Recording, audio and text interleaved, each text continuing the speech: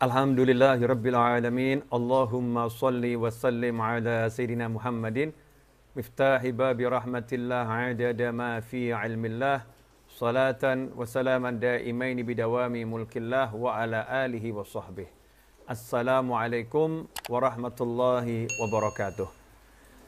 Pemirsa, teman-teman dimanapun Anda berada, alhamdulillah pada kesempatan kali ini kita diizinkan untuk bertemu di dunia maya, bertemu di dunia maya. Insya Allah pertemuan kita ini terus berlanjut sampai nanti bertemu dengan di dunia yang paling nyata, yaitu di jannahnya Allah Subhanahu Wa Taala. Karena sebetulnya kehidupan dunia ini fata morgana. Kehidupan dunia ini adalah banyak tipu daya fata morgana. Yang nyata itu hanya nanti di surganya Allah Subhanahu Wa Taala. Mudah-mudahan setelah panjang umur fi taatillah sehat wal afiyah, diberi segala kemudahan dalam taat, kita nanti masuk surganya Allah Subhanahu wa taala. Pada kesempatan kali ini tema yang diangkat oleh teman-teman adalah gimana caranya agar disayang oleh Allah Subhanahu wa taala, agar kita disayang Allah.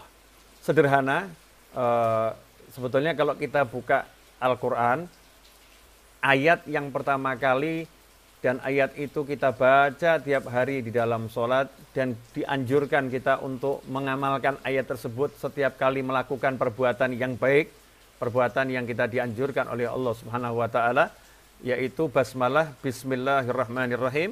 Di dalam ayat itu sebetulnya sudah terkandung cara agar kita disayang Allah. Sudah lengkap, yaitu memulai segala sesuatu dengan nama Allah Ar-Rahman Ar-Rahim. Nama Allah yang Maha Pengasih dan nama Allah yang Maha Pengasih. Kalau bahasa Indonesia sering kita terjemahkan Maha Pengasih lagi Maha Penyayang, sementara asal katanya sama, Rahmah. Asal katanya sama, yaitu Rahmah. Dengan nama Allah yang Ar-Rahman dan nama Allah Ar-Rahim. Kita disuruh mulai kehidupan dengan Bismillahirrahmanirrahim. Karena itu kalau kita pengen disayang oleh Allah Subhanahu wa taala, kita harus kenal asma Allah Ar-Rahman dan Ar-Rahim dan menerapkannya dalam kehidupan sehari-hari. Kalau kita pelajari tafsir, maka Ar-Rahman itu berbeda dengan Ar-Rahim. Ar-Rahman berbeda dengan Ar-Rahim. Menariknya, di dalam suratul Fatihah, di ayat yang pertama, Bismillahirrahmanirrahim, Allah Ta'ala memperkenalkan dirinya sebagai Ar-Rahman dan Ar-Rahim. Semua umat Islam diminta oleh Allah Ta'ala untuk paham kalau Allah Ar-Rahman dan Ar-Rahim. Artinya Ar-Rahman, Allah Maha menyayangi seluruh makhluknya. Baik yang percaya sama Allah maupun yang nggak percaya sama Allah. Yang ingkar maupun yang yakin. Yang muslim maupun yang non-muslim. Semua mendapatkan jatah kasih sayang Allah dari nama Allah Ar-Rahman. Allah nggak pandang bulu siapapun, Ar-Rahman. Allah Ta'ala dengan namanya itu menyayang seluruh makhluknya. Menyayang seluruh makhluknya.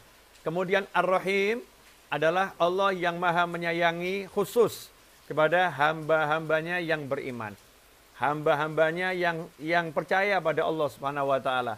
Hamba-hambanya yang mengikuti ajaran Allah Ta'ala yang Allah sampaikan lewat Nabi Muhammad sallallahu alaihi wasallam.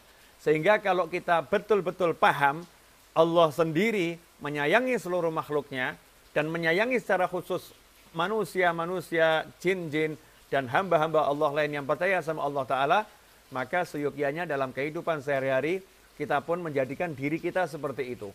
Diri kita kalau memberikan kasih sayang tidak memandang agama, tidak memandang ras, suku, bangsa, enggak. Kasih sayang ini kita berikan secara umum kepada seluruh makhluknya Allah Subhanahu wa ta'ala. Kalau ada orang yang kelaparan, jangan ditanya, agamamu apa? Kalau ada orang yang kelaparan, jangan ditanya, kamu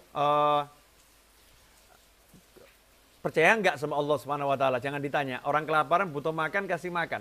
Salah seorang nabi-nabi terdahulu, kalau saya enggak salah ingat, Nabi Ibrahim atau yang lain, karena saya lagi enggak ingat betul namanya siapa, nabi-nabi yang terdahulu, ada yang orang datang ke rumahnya minta makan saat itu, kemudian oleh Nabi tersebut ditawarkan, ini bukan Nabi Muhammad SAW, Nabi-Nabi terdahulu, ditawarkan dulu, masuklah kamu agamanya Allah Ta'ala, kamu percaya sama Allah Ta'ala, nanti kamu saya beri makan. Kalau tidak, saya tidak akan kasih kamu makan.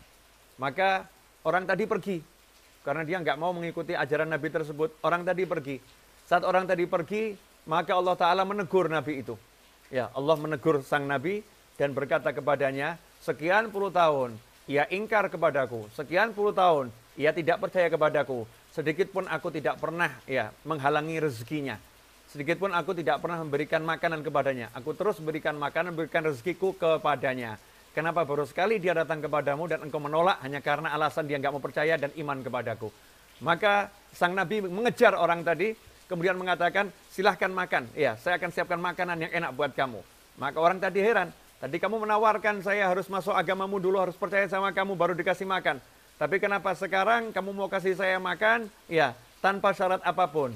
Maka dijawab oleh sang Nabi, Allah Ta'ala menegur saya. Allah katakan, sekian puluh tahun engkau tidak beriman kepadanya, dan Allah tetap memberikan rezekinya kepadamu. Masa saya boleh datangi sekali aja udah menawarkan macam-macam dengan syarat yang macam-macam. Saya ditegur oleh Tuhan saya. Maka orang tadi berkata, Allah Tuhanmu menegur engkau seperti itu? Iya. Maka orang itu pun akhirnya memeluk agama Islam. Ya, kemudian beriman kepada Allah Subhanahu wa Ta'ala. Inilah makna Ar-Rahman dan Ar-Rahim. Ar-Rahman, siapapun orangnya kita sayangi. Ya, siapapun makhluknya kita sayangi. Kita nggak boleh membeda-bedakan. Saya hanya mau sayang sama manusia, nggak mau sayang sama jin. Saya hanya mau sayang sama manusia, nggak mau sayang sama lingkungan.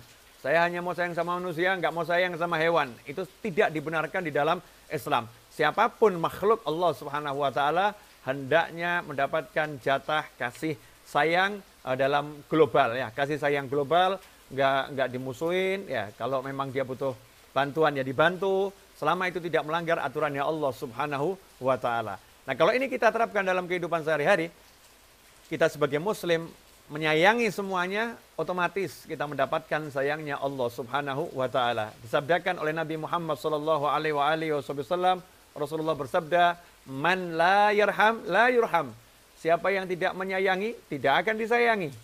Siapa enggak menyayangi tidak akan disayangi. Makanya di bulan suci Ramadan, orang yang tidak punya rasa kasih sayang, yang punya rasa kebencian kepada muslim yang lain, punya rasa kebencian pada muslim yang lain, oleh Allah Ta'ala tidak diterima. Ya, ibadahnya enggak diterima. Tidak dapat Lailatul Qadar, diblokir pahalanya. Karena hatinya masih punya kebencian kepada muslim yang lain. Karena itu udah menjadi syarat mutlak untuk mendapatkan rahmah. Yang mana rahmat itu syarat untuk masuk surganya Allah Subhanahu wa Ta'ala. Tiada seorang pun masuk surga dengan amalnya, semua masuk surga dengan rahmatnya Allah Subhanahu wa Ta'ala. Rahmat ini, kasih sayang ini hanya akan didapatkan oleh orang-orang yang punya jiwa kasih sayang. Qala Rasulullah SAW, Ar-Rahimuna yarhamuhumur Rahman. Atau kama qala SAW. Rasulullah SAW bersabda, Ar-Rahimuna, orang-orang yang menyayangi, mereka itu disayangi oleh Allah yang Maha Penyayang. Oleh karena itu, ikhwani rahimakumullah, mari kita saling menyayangi satu dengan yang lain. Ya, saling menyayangi, saling mengasihi. Terapkan dalam kehidupan sehari, apalagi di masa yang seperti ini, kita harus lebih punya empati ya kepada sesama kita, punya empati. Kita doakan yang sakit agar segera diangkat penyakitnya, diberi kesembuhan oleh Allah Subhanahu wa Ta'ala. Karena itu kalau kita lihat amalan Islam ini yang berhubungan dengan makhluk lain, pahalanya sangat besar. Contoh, amalan yang sederhana ya. Sebenarnya kalau dihitung-hitung nggak masuk akal. Dihitung-hitung ya, nggak masuk akal. Ada orang puasa 1 hari. Dari pagi, dari mulai subuh sampai maghrib. Kemudian kita datang ketemu sama orang tersebut. Saat orang itu mau berbuka, kita kasih dia minum teh panas. Kita kasih minum teh panas yang manis. Orang itu suka. Seteguk itu masuk membatalkan puasanya di kala maghrib. Maka pahala puasa orang tadi, dia dapat dan Allah berikan pahala yang sama untuk orang yang memberikan minum. Dengan memberikan minum saja, kenapa sama Allah Ta'ala dikasih pahala puasa 1 hari penuh diberikan kepada orang yang mau ngasih minum atau ngasih makan untuk menjadi pembatal santap berbuka seseorang? Jawabannya adalah karena itu muncul dari kasih sayang. Ya, muncul membantu orang lain, menyelamatkan orang lain. Karena itu ikhwani rahimakumullah, tidak ada amal yang lebih utama menurut Nabi Muhammad SAW bagi seorang mukmin seperti idkhalus surur, menyenangkan hati mukmin yang lain. Menyenangkan hati mukmin yang lain. Siapa yang mampu menyenangkan hati mukmin yang lain, maka dia akan mendapatkan nilai amal yang paling tinggi. Karena itu kalau kita lihat saat Nabi Muhammad sallallahu alaihi wasallam pulang dari Gua Hira setelah mendapatkan wahyu yang pertama, Rasulullah SAW saat itu lagi dalam keadaan yang butuh dukungan. ya butuh dukungan karena barusan bertemu dengan malaikat Jibril alaihissalam. Nabi Muhammad SAW bahkan tidak tahu saat itu secara ilmu zahir, menurut data-data yang ada, Rasul nggak tahu siapa yang ditemui. Malaikatnya bahkan nggak ngaku, saya malaikat, enggak. Meluk Nabi Muhammad SAW dan tidak pernah ngasih tahu, saya malaikat Jibril. Bayangkan, seseorang yang kemudian tiba-tiba dipeluk oleh makhluk, ya, yang punya 600 sayap, dipeluk oleh makhluk yang badannya keker, yang besar, ya, makhluk yang nggak dikenal, tiba-tiba memeluk dan tidak ngasih keterangan, tiba-tiba pergi makhluk tersebut.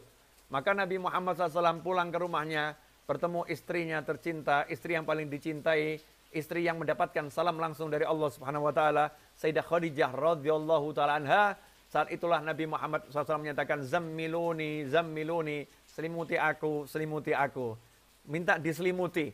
Maka Sayyidatuna Khadijah radhiyallahu taala anha paham, tidak sekedar memberikan selimut ke tubuh Nabi Muhammad SAW, tapi Sayyidatuna Khadijah radhiyallahu anha seorang istri yang solihah, segera menyelimuti hati Nabi Muhammad sallallahu alaihi wasallam, menyelimuti dengan kata-kata yang indah, dengan kalimat-kalimat yang penuh cinta, dengan kalimat-kalimat yang lembut. Sayyidatuna Khadijah mengatakan, jangan khawatir, Tuhanmu Allah Ta'ala tidak akan pernah mencelakakanmu selama-lamanya, tidak akan merendahkanmu selama-lamanya, karena engkau adalah orang yang suka memberi makan orang yang kelaparan.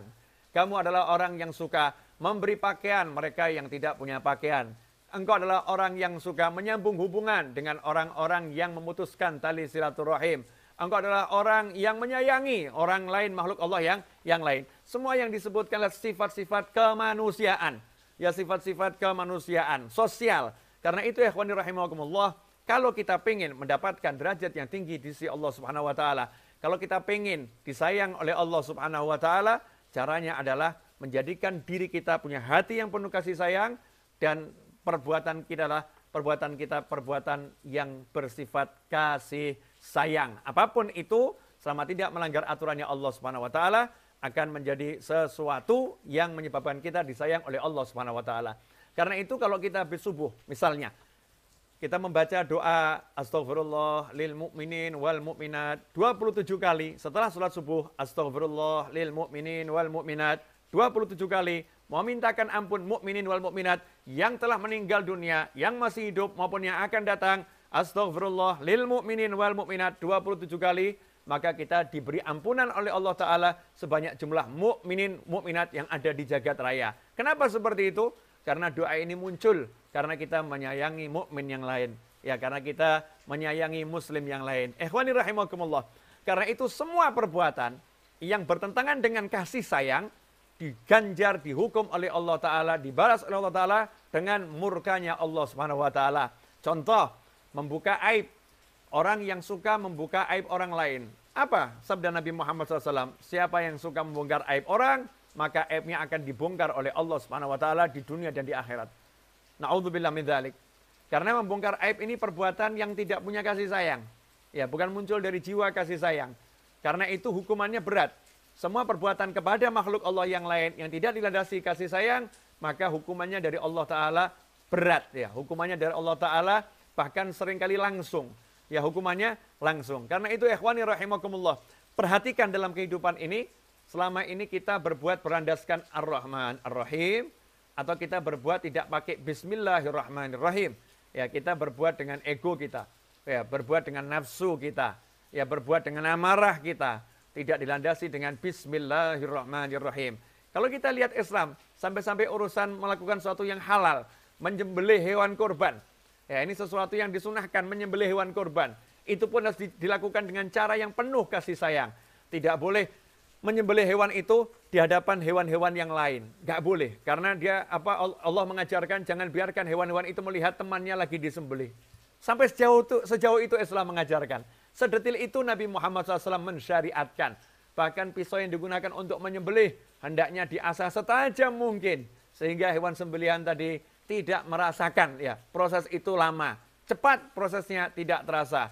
Kemudian juga ketika menyembelih hewan sembelihan tadi pun tidak disunahkan mengucapkan Bismillahirrahmanirrahim, tetapi disunahkan mengucapkan Bismillah dengan nama Allah tanpa menyebutkan Ar-Rahman dan Ar-Rahim. Karena perbuatan yang sedang dilakukan adalah perbuatan mengambil nyawa binatang meskipun disyariatkan oleh Allah Subhanahu wa taala. Bahkan dalam ajaran Nabi Muhammad Sallallahu Alaihi Wasallam kita lihat Rasulullah SAW melarang sahabat umatnya yang duduk di atas kendaraan hewan tunggangan, duduk di atas hewan tunggangan, kemudian tidak melakukan perjalanan, hewannya parkir, orangnya duduk di atas ngobrol.